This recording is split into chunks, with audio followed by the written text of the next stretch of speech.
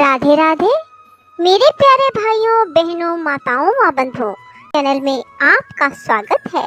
बंधुओं, आज मैं आपको ज्येष्ठ मास में रोजाना सुने जाने वाली पीपल की कथा सुनाने जा रही हूँ।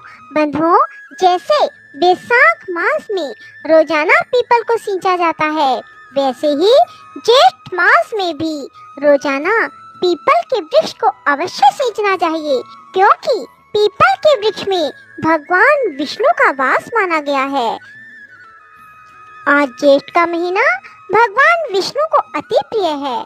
बंधुओं, इसलिए ज्येष्ठ मास में रोजाना पीपल के वृक्ष को अवश्य सींचे, क्योंकि कहा जाता है पीपल के वृक्ष को सींचने से आयु, यश, सुख, समृद्धि प्राप्त होती है। अर्थात जो पीपल वृक्ष को जेठ मास में सींचते हैं, उनकी आयु में वृद्धि होती है, उनके घर में धन लक्ष्मी का स्थायी वास रहता है। जो भी कोई जेठ मास में पीपल वृक्ष को सींचते हैं, इसलिए बंधुओं, जेठ मास में रोजाना पीपल वृक्ष को सींचने के साथ साथ पीपल वृक्ष की इस कथा को भी अवश्य सुने। बंधुओं, यदि आपने YouTube चैनल अब तक सब्सक्राइब नहीं किया तो जरूर करें और बेल आइकन दबाना ना भूलें, ताकि आपको हमारी आने वाली सभी वीडियोस की जानकारी सबसे पहले हो सके। बोलो विष्णु भगवान की जय हो। एक बार एक गांव में एक ब्राह्मण और एक ब्राह्मणी रहते थे। ब्राह्मण देव हमेशा पीपल देव की पूजा किया करते थे। जब तक पीपल की पूजा नहीं कर लेते थे, तब तक जल भी ग्रहण नहीं करते थे। उनका ये नियम था। पीपल की पूजा वह श्रद्धा से करते थे।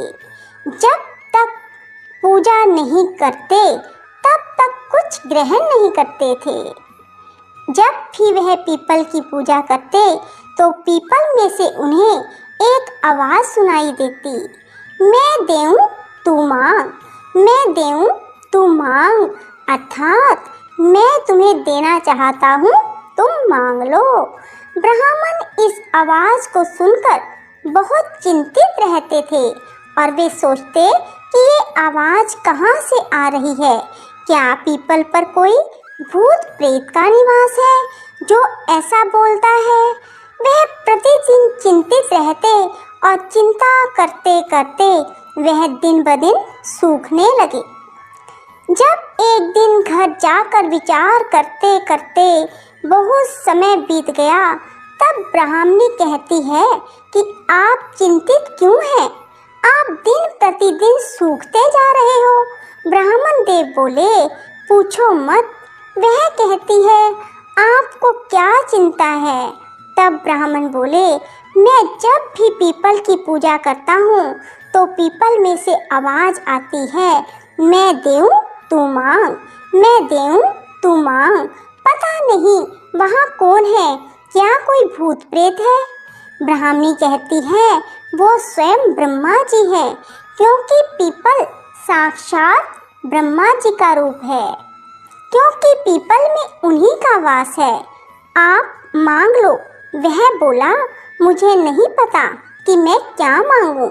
तब ब्राह्मणी बोली, आप कहना 16 साल की काया दे, 1000 साल की माया दे, बेटा पोते का परिवार दे, सारा सुख दे। ब्राह्मण अगले दिन फिर पीपल सींचने लगे, तो आवाज आई, मैं देऊं तू मांग, मैं देऊं तू मांग।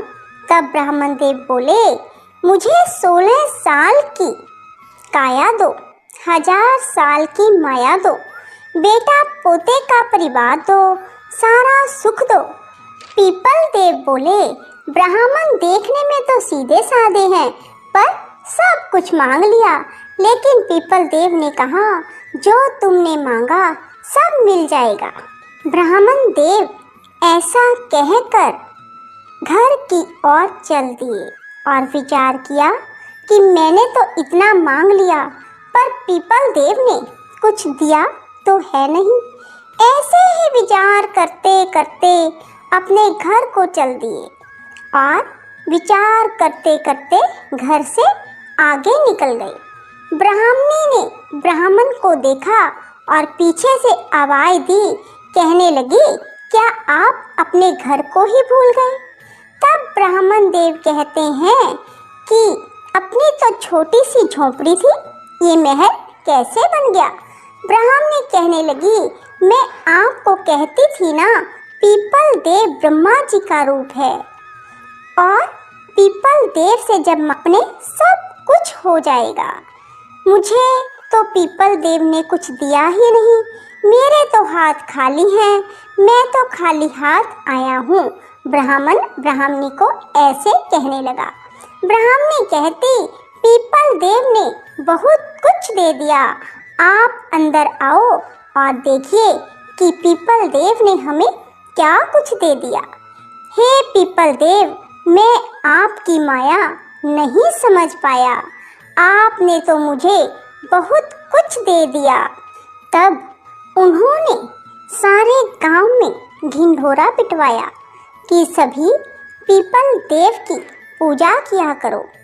वैसे तो पीपल देव की पूजा रविवार और द्वादशी को छोड़कर प्रतिदिन करो, पर बैसाख मास और जेठ मास में तो पीपल को प्रतिदिन जरूर सींचे।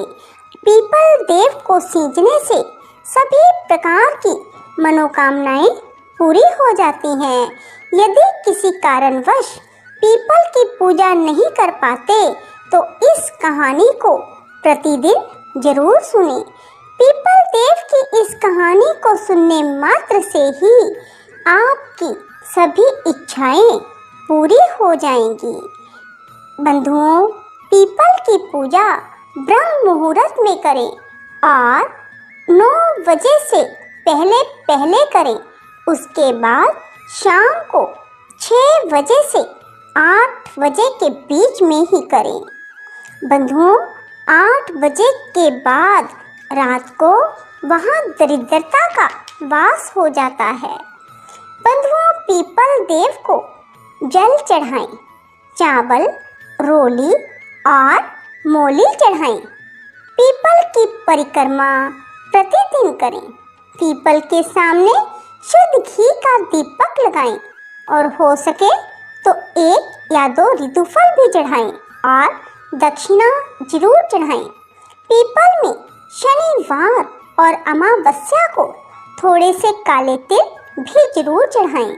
बंधुओं, यदि आप ऐसा करते हैं तो माँ लक्ष्मी की भी आप पर कृपा बनी रहेगी, क्योंकि पीपल में शनिवार को लक्ष्मी जी का वास भी रहता है। राधे राधे, जय श्री कृष्णा। बंधुओं, यदि आपको हमारी वीडियो पसंद आए तो इसे लाइक करें और शेयर भी जरूर करें। धन्यवाद।